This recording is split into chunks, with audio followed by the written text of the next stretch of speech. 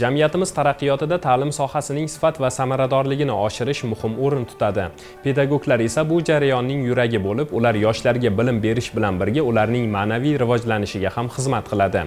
Shu sababli o'qituvchilarning kasbiy malakasini doimiy ravishda oshirib borish, zamonaviy ta'lim usullari va innovatsiyalarni o'zlashtirish uchun qulay va samarali imkoniyatlar yaratish zarur. Toshkent viloyati pedagogik mahorat markazi ana shunday maqsadlarni amalga oshirishda faol ishtirok etib, pedagoglarning professional o'sishiga katta hissa qo'shmoqda.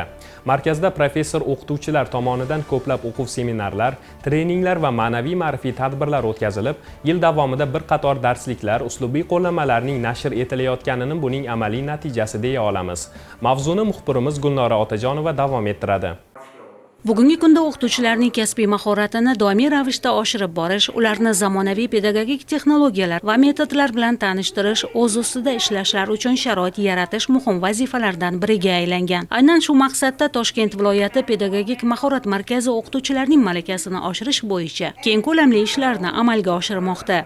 2025-yilda o'sha Turkiyaning Aydin universitetida bevosita malaka oshirib keldim va ularning o'sha xalqaro tajribalarini Toshkent viloyatidagi 22 ta tuman shahar ta'lim tizimida joriy qilish bo'yicha tizimli topshiriqlar amalga oshirildi. Bugun sun'iy intellektdan foydalanish jahon standartlarida amalga oshirilyapti. Biz ham VR ochkilardan foydalangan holatda va bugun o'sha VR ochkilar orqali hududlarimizdagi o'qituvchilarga ham bu ko'nikma malakasini shakllantirib kelmoqdamiz. Dunyodagi nufuzli universitetlar bilan hamkorlik qilish, ular bilan birgalikda ishlash oldimizga keng maqsad qilib oldik. Toshkent viloyati pedagogik mahorat markazida jami 21 ta o'quv auditoriyasi mavjud bo'lib, jami 630 ta quvvatga ega. Markaz professor o'qituvchilari tomonidan o'quv metodik ishlar, seminar, trening, boshqa tadbirlar o'tkazish bilan birga o'quv metodik qo'llanmalar ham ishlab chiqariladi.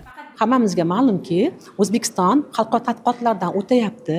Bu tadqiqot natijalariga ko'ra bugungi kunda o'quvchilarda hissiy intellektni rivojlantirish va ularni o'qituvchining kasbiy mahoratini oshirish masalalari dolzarb bo'lib turgani uchun professor o'qituvchilarimiz mana shu maktablarda ta'lim jarayonini sifatini oshirish bo'yicha dolzarb vazifalarga bag'ishlangan ilmiy tadqiqotlar bilan shug'ullanyaptilar va o'quv qo'llanmalar, darsliklar va amaliy tavsiyalarni ishlab chiqib, tinglovchilarga, maktab o'qituvchilariga yordam bermoqdalar. Shuning bilan bir qatorda kafedramiz professor o'qituvchilari ta'lim sifati yuqori bo'lmagan maktablarga ham tashrif buyurib, ularga amaliy yordam bermoqdamiz. Ularning muammolarini o'rganib, kerakli bo'lgan zarur metodik maslahatlarni, tavsiyalarni ishlab chiqmoqdamiz. Shuning uchun bu yil juda ko'p vazifalarni belgilaganmiz.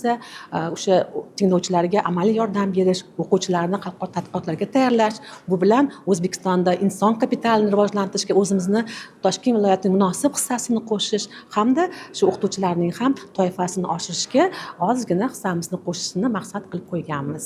Shu kunga qadar markaz professor o'qituvchilari tomonidan 108 ta o'quv seminarlari, 64 ta trening mashg'ulotlari, 138 ta turli ma'naviy ma'rifiy tadbirlar tashkil etilgan. 2025-yil davomida 5 ta darslik, 12 ta o'quv qo'llanma, 5 ta elektron o'quv qo'llanma, 14 ta uslubiy qo'llanma, 4 ta monografiya nashr etilgan. Markazda 18 nafar falsafa fanlari doktori va 3 nafar ilmiy tadqiqot olib borayotgan xodimlar faoliyat yuritmoqda.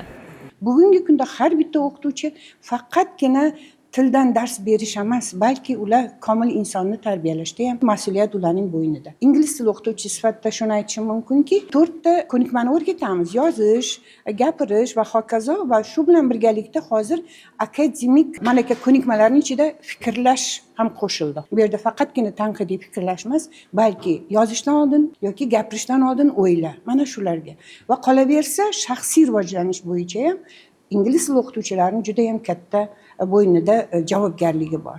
Yoshlar bilan birgalikda kamarbast bo'lib ishlayapman. Nimandir men ulardan o'rganaman. Vaholanki men dunyo kezganman.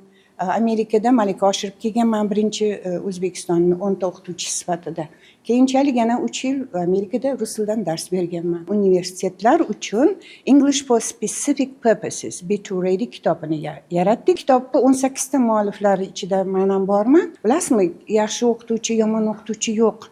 bilimli bilimsiz o'qituvchi yo'q, chunki biz dars berib, bilim berib, diplom berib qo'yganmiz.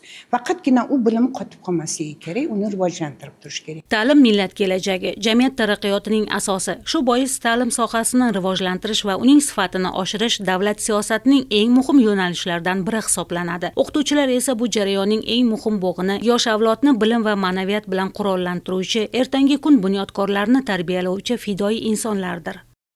Markazimizda VR tizimga ixtisoslashtirilgan xonalarimizda darslarni amaliy tarzda o'tishga ham katta bir motivatsiya beryapti-da. Avvallari mana hech e'tibor bergan bo'lsangiz, maktablarimizda laboratoriya xonalari bo'lardi.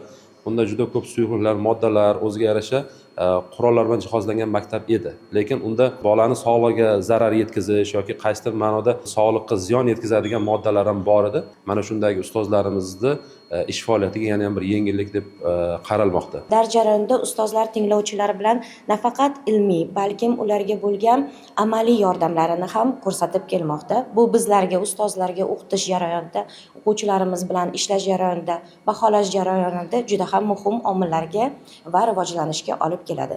Yana shuni ta'kidlab o'tish joizki, ustozlarimizni bizga bo'layotgan yo'nalishlari nafaqat ilmiy, nafaqat milliy, balkim xalqaro tadqiqotlar bilan ham bo'lishib kelinayotgani yaqqol namoyon bo'ladi.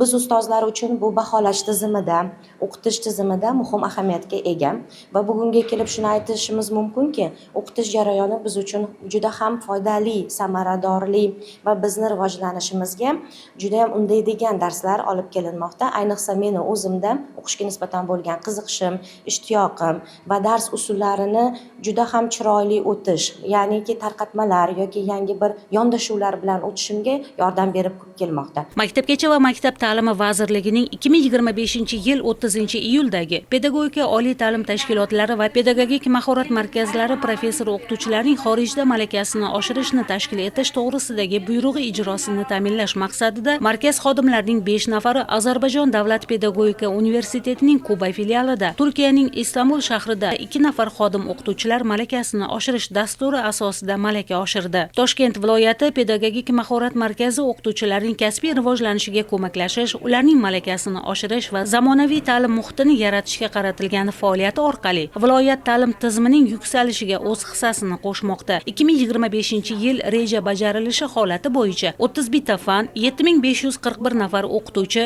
1402 nafar tarbiyachi malaka oshirish imkoniyatiga ega bo'lganligini mutaxassislar ma'lum qilishdi.